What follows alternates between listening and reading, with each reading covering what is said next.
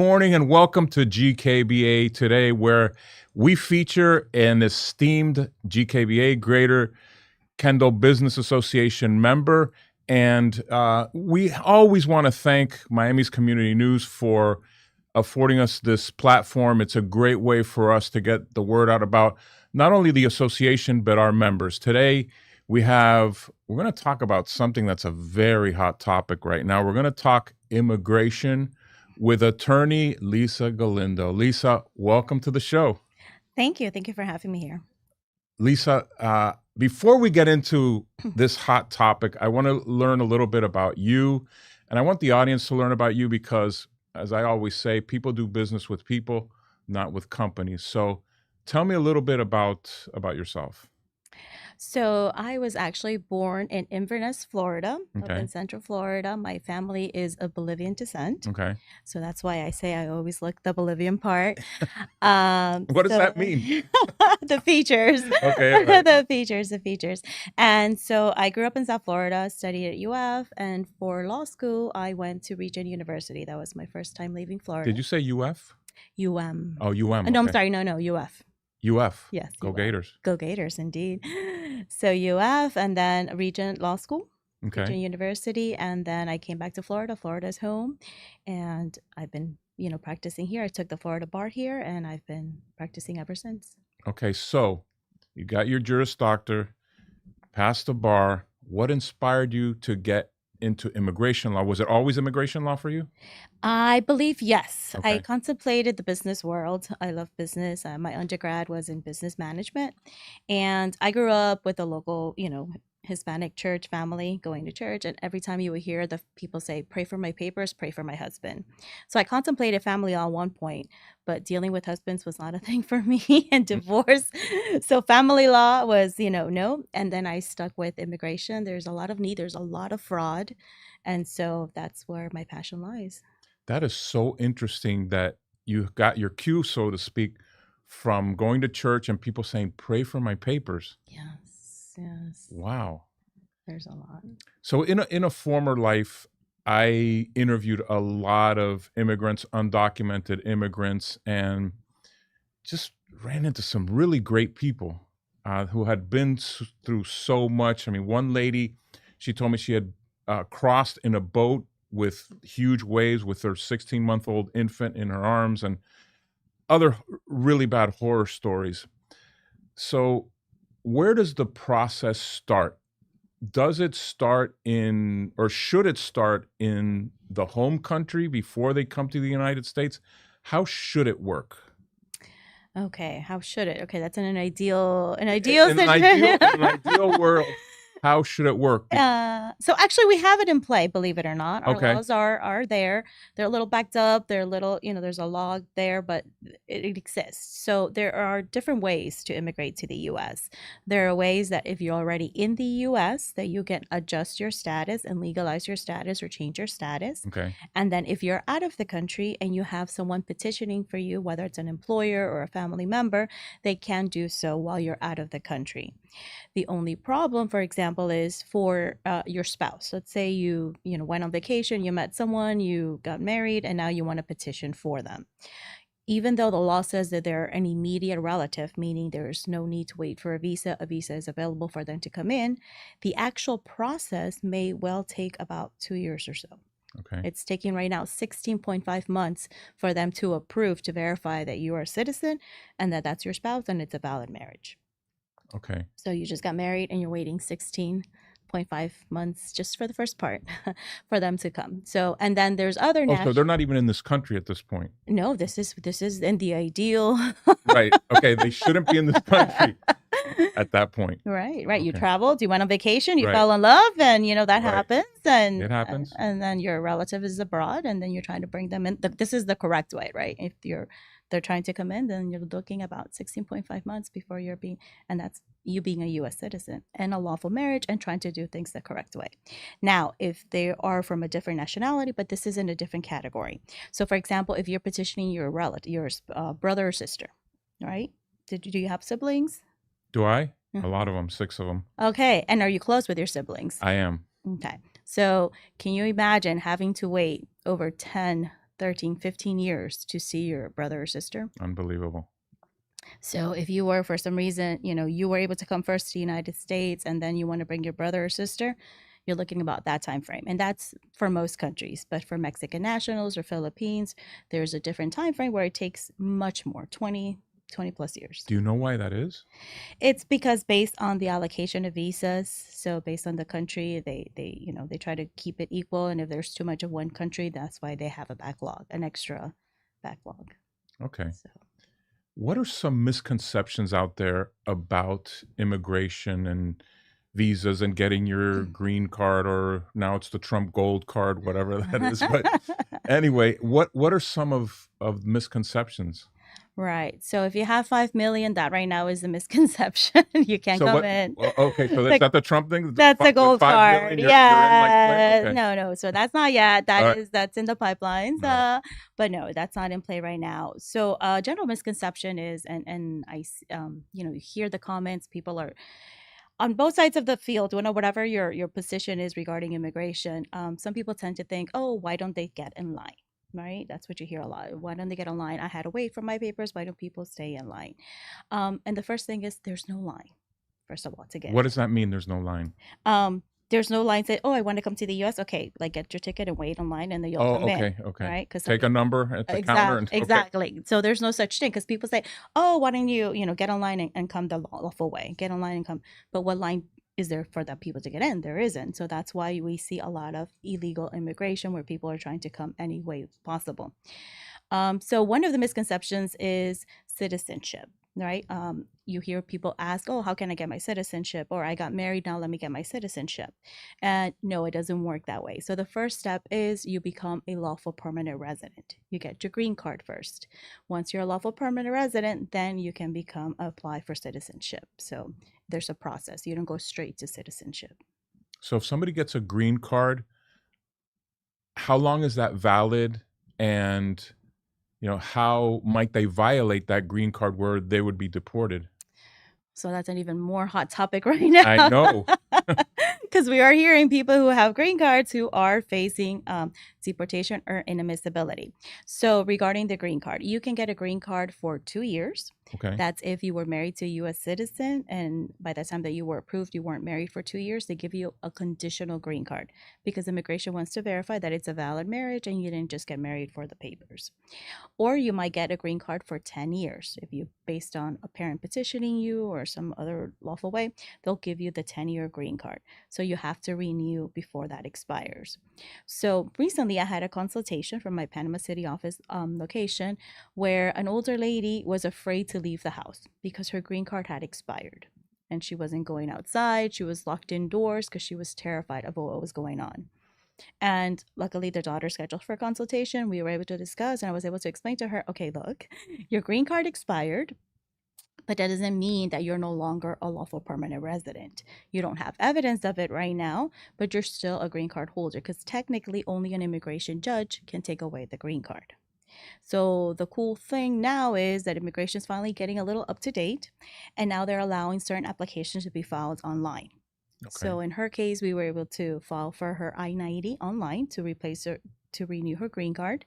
And because we do it online, you can immediately get a receipt. So that So you're legal when you get that receipt. Yeah. So you're always legal. Now you just have current evidence of your legal status. Okay. When you say Panama City, is it Panama City, Panama, or Panama City, Florida? Panama City, Florida. Okay. Yeah. The beach destination there. Yeah. I'm surprised that are there a lot of immigrants there? So, we tend to stereotype and think immigrants are just like the land population, maybe, but no, there's all sorts of nationalities. And up there, there's more European. And the further north we go, there's a variety. But yes, there's also a lot of Hispanics that have moved over there since the hurricane. And that's, the sad truth that we need to realize. I also had a consultation with someone, a construction company owner, and then he's like, I have workers with TPS, and I have, these foreign nationals, they come, they work, they're hard workers. He's like, I try to pay an American and the American does not want to come. They don't care to learn. But, these other people, they come and they're hard workers. And he's like, what can I do? How can I keep these people here? Because I need them for my business. And especially after the hurricane, in the Panama City, Florida area got impacted, a lot, Mm-hmm. and they needed to rebuild. And I think that's when we saw a lot of the people move up there because they need workers. And that's the sad truth. I have employers come consult with me. How do I get these employees? I need to legalize these employees because I need people to work for me. There's nobody here to work. And unfortunately, there's really no pathway. So in the immigration world, there's a distinction between family-based immigration and employment-based. Okay. So for employment-based, it is more strict. There's no waivers. There's no forgiveness. You have to be in lawful status always. So for somebody who entered unlawfully or who overstayed their visa, unfortunately, they're very limited in the employment-based. There's very few forgiveness. So what are the qualifications or requirements for that employment visa? So you have to be in lawful status. So let's say somebody entered as a tourist, they're highly educated, they have a business bag or they have business background, and they wish to work in the US, or they meet someone at a restaurant who's, looking for an employee and they want to hire them. So if you're contemplating an employment based or investor or something where along those lines, you have to maintain lawful status. So if you're here as a tourist, you can't start working for the company until a work permit actually gets approved or something, because otherwise you're already violating your tourist visa status. So that's done, the petitioning for the employee is done by the employer, correct? Correct. What what does the employer have to, I guess, I'm not sure if the right word is justify hiring that employee and not somebody in the States? Right. So that is more referring to the labor certification process. Okay. That's when you can petition an employee and eventually give them the green card. And that's where you post a job and you need somebody to come work for you, and you can't find someone qualified in the US that's willing to do it. So depending on what the requirements are, what you need, and then if you can't find someone, so sometimes we find that like in Central Florida where there's not that many Hispanics, let's say. I have had consulted with employers as well. They're like, I need this employee, I need somebody because they're bilingual, or Okay. also the area that I live in, there's not people who want to come work here. So Central Florida, I'm not sure if you're familiar, like the Crystal River Yes. area, it's more retirement. Yeah. So there's not necessarily a younger workforce there, and they also have that need. So Okay. And is that an H-1B visa or is that something else? that's something else. Okay. That's another way to, and that's also very limited. There's limited visas for that. So that's why it makes immigration very difficult Okay. in that sense. What are the consequences? This employer you talk to, hey, I need these people, they're great workers. What is the consequence if, he says, well, I need these workers. I'm going to hire them. I'm going to keep paying them. Unfortunately, there are consequences, especially in the state of Florida. So Okay. immigration is federal law, right? Right. So that applies the same and throughout. But each state also has their own independent laws, and Florida is one of the stricter laws, states that have strict laws. And so there are financial penalties for hiring unlawful employees. But, businesses find themselves in a desperate situation where if I don't hire, I can't succeed, and the business shuts down. And so it's a tough call for a lot of employment business owners. Can you walk me through, say, any case that you've handled, maybe unusual, maybe not, things that the person had to go through and you had to do to ensure that they had their legal status? You walked through one, the poor lady who didn't want to leave her home because her green card had expired. What other cases have you run into that are kind of not the norm, maybe?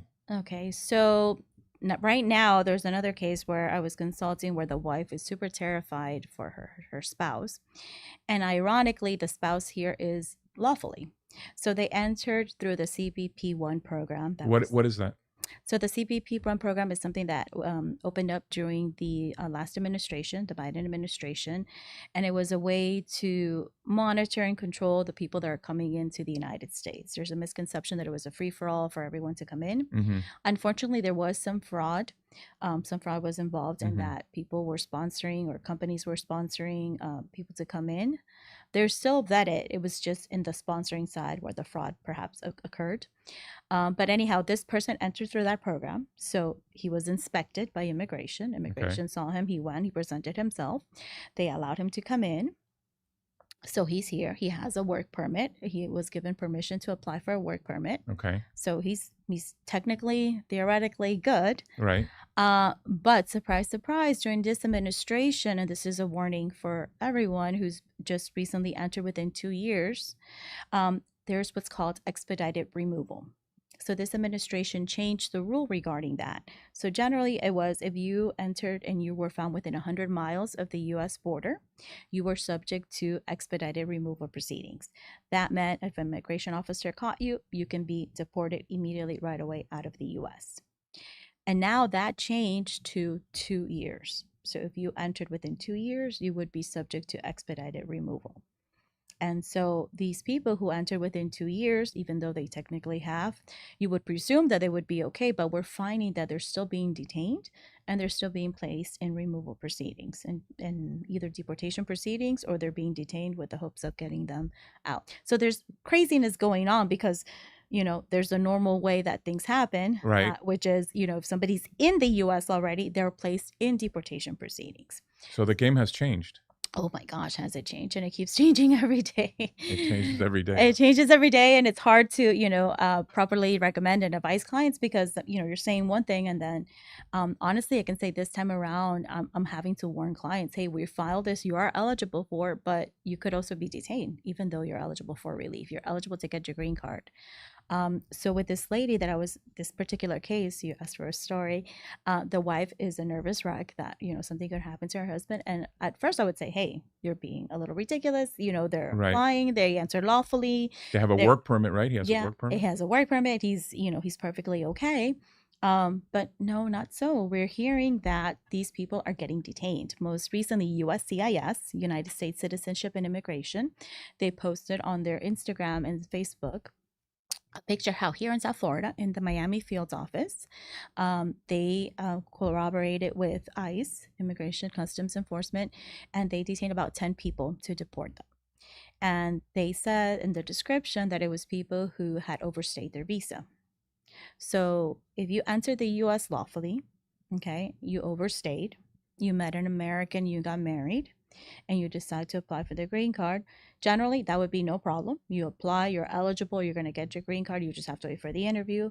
But based on that post that they did, they're saying that if you go to the interview, you're going to get detained, which makes no sense because you're Wow. eligible for relief. So that's a little confusing. Hopefully they clarify what it is that they're doing there. But yeah, so that kind of stuff, we're seeing that before we never have to recommend or advise a client that they're subject to detention because it doesn't come into play. But now we're having to advise, and these people don't have criminal record, right? Because with working with an immigration attorney, our job is to make sure that our clients are eligible for the relief, Right. and we're going to proceed by filing. So What happens when one of your clients is detained? What do you have to do? So if that happens, there's an ICE locator, thankfully, that you can find to locate to see where your client is detained, where someone Okay. is That's all detained. online now? It's online now, Okay. thankfully. And then we can try to reach out to the detention center, notify them. So this is a different proceeding. So we have to take a different step to notify them in that particular proceeding that they're represented by counsel. And depending on the facts of the pattern, we may request a bond hearing Okay. so that they could be released while the pendency of their case. So even though they're supposedly here undocumented or for whatever reason they were detained, they still have rights similar to a United States citizens where there's due process where they can bond out or no? In theory, yes, and it Okay. depends. It's very qualified. Okay. So not everyone. There's different classifications for immigration purposes, so it matters in that context. But generally, yes, they would be eligible, depending on. And then, yes, in theory, they would be present. So the factors that the court has to consider is whether or not they're a flight risk or threat to the community and that sort of thing. But sometimes we see some courts that act an extra burden. They want to see what are they going to get the green card. If they're not going to get the green card, then we're not going to release them. And that's technically not one of the things to consider, not one of the requirements, but that's what we see judges implement. And unfortunately, it makes it harder. You're talking about due process, Right. and that's all there. But Okay. You spoke a little while ago about a work permit. How does one get a work permit? so a work permit generally comes in based off of the benefit you're applying for. If you're applying for your green card for lawful permanent residence, you're entitled for a work permit. If you're in removal proceedings and you're filing for cancellation of removal, you're Hmm. entitled to the work permit. You can apply for the work permit. When you file for asylum is when you can apply for a work permit. And sadly, this is where, out of desperation, people go to anyone that's going to give them a yes, right? They don't know. They're desperate for a work permit because they can't get a license, they can't work, they can't do anything. So they go to, whoever. Generally, they go to a notary or some, person that fills out forms because, at the end of the day, they say immigration is just filling out forms, right? Nothing complicated. Right, right, right. But those things are changing because right now, what's happening is if someone files an application, okay, and it gets denied, back in the day, immigration was too busy. They'll just put it aside and focus on the next case. Right. Now, that file, if it's not approved, it goes to the pile of going to immigration court, meaning deportation proceedings.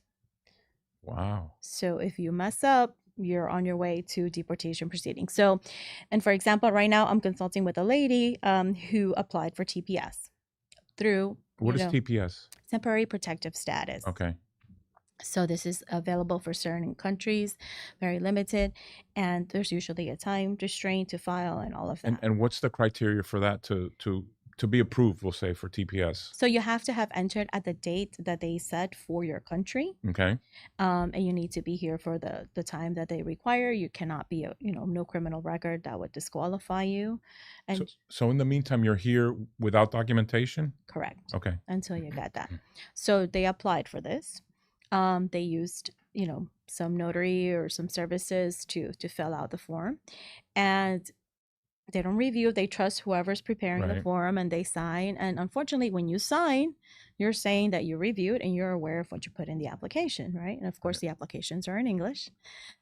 So here in this situation, they had put on that they have a communal a disease, and so Oh boy.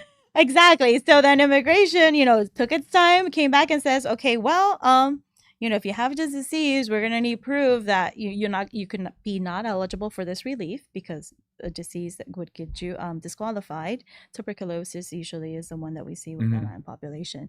And so now in a TPS application that does not require a medical exam, this person needs to submit a medical exam to prove that they don't have this. Why? Because the person who filled out their application made the mistake and put yes in the application.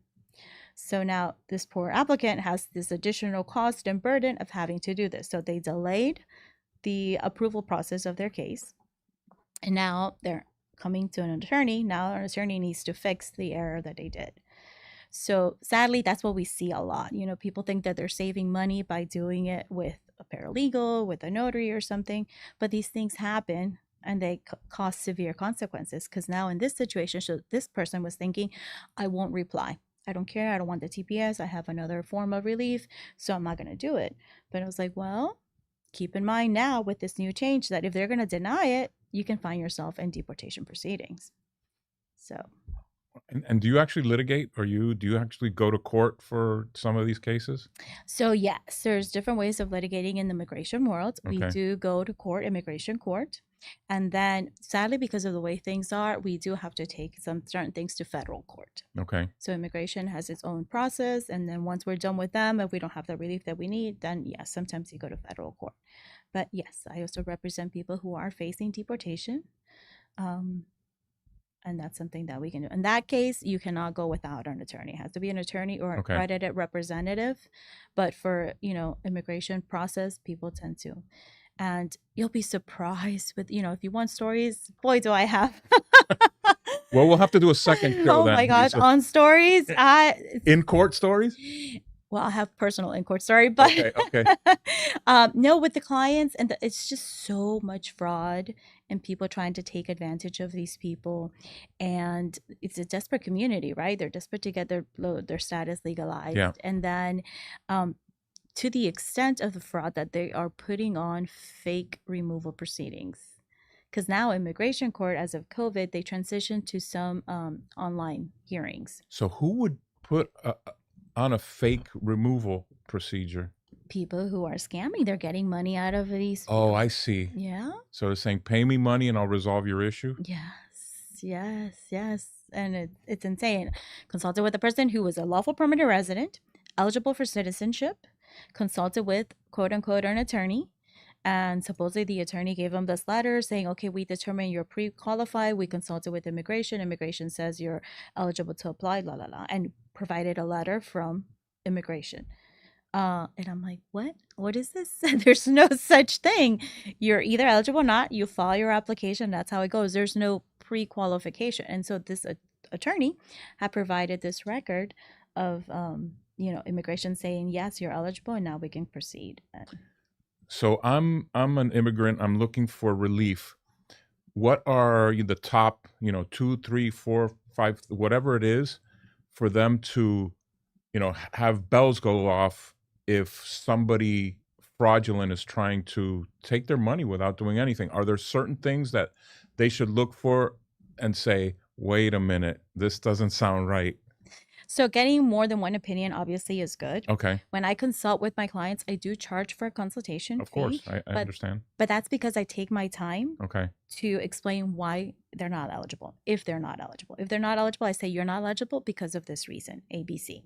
Now, if you want to become eligible, this is what you need, and then maybe in the future you can do it if you meet these requirements. And I'm telling you, no, you can't because of this reason. Of course, they don't like that. They're desperate for a work permit. Sure. They want a work permit. So they go someplace else. They're like, yeah, I can get you a work permit, no problem. Now, this person is not an attorney.